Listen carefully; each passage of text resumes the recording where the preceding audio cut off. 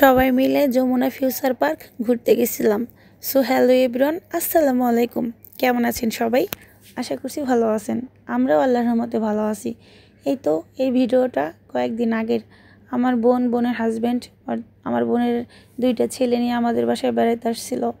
তো পরে ইরামের বাবা আমাদেরকে যে ঘুরতে নিয়ে গেছিল যমুনা যাওয়ার কারণ হলো আমার মেয়েটা বিশেষ করে লিফটে উঠতে বেশি ভালোবাসে। সে লিফট দেখলেই অন্যরকম করে, আমাদের রেখেই সে একা ওঠা শুরু করে দেয়, তার এত পরিমাণ পছন্দ। তারপরে আবার যে খালাতো ভাইদের পেয়ে তো আরও মহা খুশি। তো আপনাদের সাথে কিছু কথা শেয়ার করি।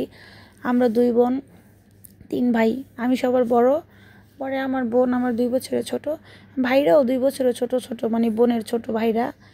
তো যাই হোক, বোন আর আমি সবসময় এক জায়গায় থাকতাম, এক লগে ঘুমাতাম, একরকম ড্রেস পরতাম। অনেকে বলতো জমজ, আবার অনেকে বলতো যে জোড়ার কবুতর। বিয়ে হয়ে গেলে বুঝবি কেমন লাগে বোনের জন্য। তো বিয়ের আগে বুঝতাম না বোন কি জিনিস, আদৌ কি ওরে ছাড়া থাকতে পারবো। যখন বিয়ে হয়ে গেছে তখন বুঝছি। আমার বিয়ের পরে আমার বোন শুধু কান্না করতো। প্রায় 1 মাস পর্যন্ত আমার বোন জায়গায় জায়গায় বসে বসে কান্না করতো। ভাবিরা কাকিরা বুঝাইতো, কান্না করিস না, বোন তো সবসময় এক জায়গায় থাকতে পারবি না। আমার বোন বলতো কি, কে যেন আমার কলিজাটা ছিঁড়ে নিয়ে গেছে।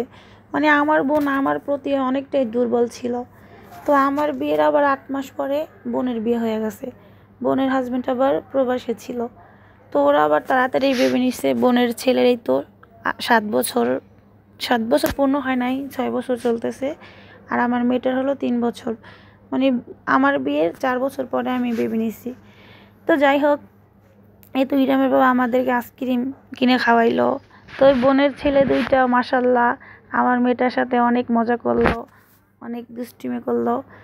ওই যে তারা গেছে 3 বাপুতে, ছেলে 2টা আর তার বাবা বোনের হাজব্যান্ড, এরা একরকম গেঞ্জি পরছে ম্যাচিং।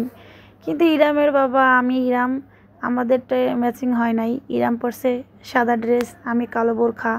ইরামের বাবা পরছে এই যে শার্ট, এটা কি কালার বলে। তো যাই হোক, তো সবাই মিলে আইসক্রিম খেলাম, অনেক মজা করলাম। তোমার ভিডিওটা কেমন হয়েছে অবশ্যই জানাবেন। বিশ্বাস করবেন না আপনারা, আমার বোনকে আমি এত পরিমাণ মিস করি, চাইলেও বোনকে দেখতে পারি না, শুধু ফোনেই কথা বলা লাগে। তো বোনের শ্বশুরবাড়ি হলো গ্রামে, আমার শ্বশুরবাড়ি হলো ঢাকা। যখন বাবা বাড়ি বেড়াতে যাই তখন 2 বোনের একলগে দেখা হয়, এছাড়া বেশি দেখা হয় না। তো অনেক মিস করি বোনকে। যাদের বোন আছে তারাই জানে বোনের কি জ্বালা।